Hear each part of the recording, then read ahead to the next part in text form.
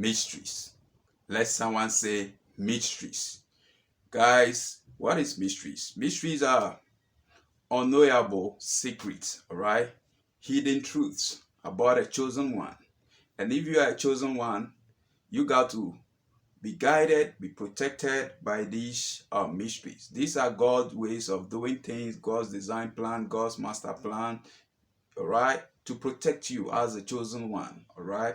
For instance, guys, let's say I ask you, or they've asked us, right, to go to nursery schools or basic one, okay, all schools, basic one class, and then identify chosen ones, people that will be future leaders, people that will become great in their life, all right.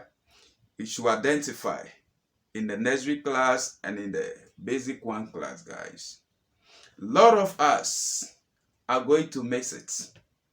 A lot of us, we cannot identify these kids that are chosen. These kids that will become great future leaders. These kids that are going to be successful, that are going to be great in life. We cannot identify them. All right. We will be using these senses, these five physical senses: the eyes, the ears, the nose, the tongue, the skin, for touch and stuff, all right? And that will blind us, all right? Before you can see a chosen one, you can know that this is a chosen one. Your eyes of faith must be open by God before you can know that this one is a chosen one. This one is a selected one, all right? And that is mystery. Protecting, guiding the chosen one, guiding the kid, guiding the child. All right? If everybody can identify that, oh, this is a chosen one, this child is going to be great, this child is going to be successful, this child is going to be a future leader, this child is going to be the future president, all right, of your nation, of that nation, of this nation. All right, guys, people, the enemy can easily take the life of that child. All right. But God has designed it in a way that it will be hard for you to identify. So, as I'm saying, if you go to the nursery school or the basic school right now and we are asked to choose, select the chosen ones, the future leaders, the future presidents, the great people in the class, we are probably going to be choosing the kids that are eloquent, the kids that have dressed well, the kids that their parents are rich, so they're looking good. They have the good looking skin. All right. The kids that are vocal. Those are the kids we're going to choose. But I tell you, the real chosen ones are reserved. Some are even without speech. It is hard for them to speak. All right. Some, when you see them, they doesn't look like it. They are dirty. They soil themselves. They dirty themselves. Some, when you see them, even their attire is torn. All right. Yet they are among them. So your eyes, your attention is not going to be on such kids.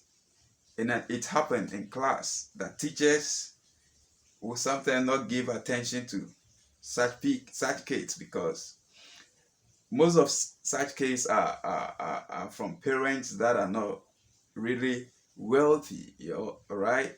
They are not rich. The money is not all that there, all right? So they even ignore them, you know. But I tell you, those people that you will select, that they look nice, they look good, they look handsome, they look beautiful, they dress well, they're using the correct perfumes and pomade and stuff. Guys, all such people, when you give them some years, like in the 20 years to come, in 30 years to come, you see that most of them will fall. And those that you reject, you will reject, that we are going to reject them. Those that look reserved, they cannot even talk. right? It's hard for them to talk. It's hard for them to complain. They don't complain. You know, you teaching, they even looking somewhere else. Their attire is torn. They are not well dressed. Some even they don't even paste. All right. Such kids within some 20 years, 30 years, when you trace their whereabouts, you see that they are the ones that will be rocking. They are the ones that will level up. I'm not saying you should not take good care of your child. You should not take proper care of your child. Give him or her the necessary, um, things that will keep the person beautiful, handsome, attractive. It's okay to do that. But I'm saying most of the time, God has its way of doing things. All right, and these chosen ones are not people that you can easily spot when they are young. You cannot tell who this child is going to be, who this person is really going to be. All right. And that is it. That is a protection. That is a kind of shield. That is a kind of cover. All right. That is governing a chosen one. And that is what I mean by mystery. All right. Mystery. You see, the reason why God does that is to preserve them, is to improve them for their own good, for their own protection, for for for the glorification of Him, God, Almighty God, the celestial being. All right, so that at the end of the day, if they become great, people will be like, "Oh, is that Mr. So and so son? Is that Mr. So and so daughter? Is that you know?" People will not are not even thinking of it, of what the person is going to become. But at the end of the day, at the end of it all, the person has become someone great, someone powerful, all right? Someone that the whole world is going to celebrate. It is for their protection. You see, sometimes chosen one are not respected in their own family, in their own home, in their own vicinity, their own community, society, country, right? It is to preserve you. It is to protect you. Because if people know who you are right from the onset, right from the beginning, they start to welcome you, they start to treat you well, they start to celebrate you, they start to um, pamper you and stuff. You're going to have a very pompous head, Your head is going to be swollen, You're going to, some are going to be arrogant out of that. Some are going to be too egoistic. All right. So God knows us. He knows us more than we know ourselves.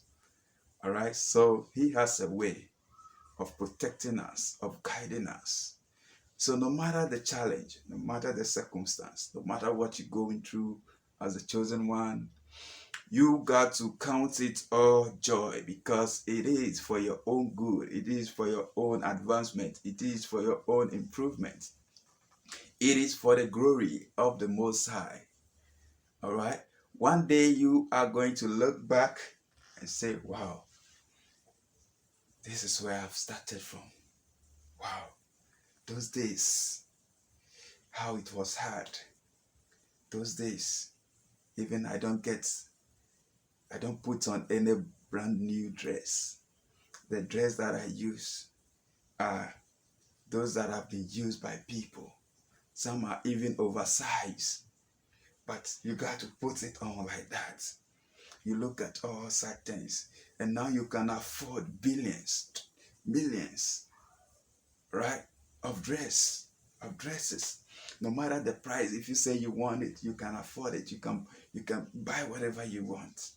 You look back and you go on your knees and you're like, God, I thank you. Almighty celestial being, govern intelligence, I thank you. I give you all the glory. I give you all the honor. Thank you for what you've made me for. All right? And that is for the glory of God. So most of our situations that we're going through in life is to humble us to the core. It is to humble us before God. Is to be grateful, all right, for the happiness or for the edification and glory of God. So count it all joy, guys. Whatever is happening to you, whatever you're going through right now, count it all joy. Even your own kids, whatever they're going through right now, maybe how you want them to be, they are not, but I tell you, they are the chosen one. Count it all joy. No matter what, guys, count it all joy because all things are working together for your own good, all right? For your own improvement, advancement in life. God has his own way of doing things.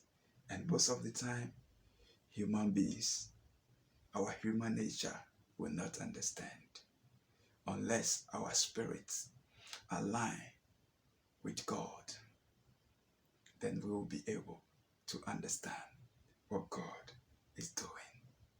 That is how God works. That is how things work. Life is governed by mysteries. Chosen ones are governed by mysteries. And that is okay. So, thanks for watching. I'm out, guys.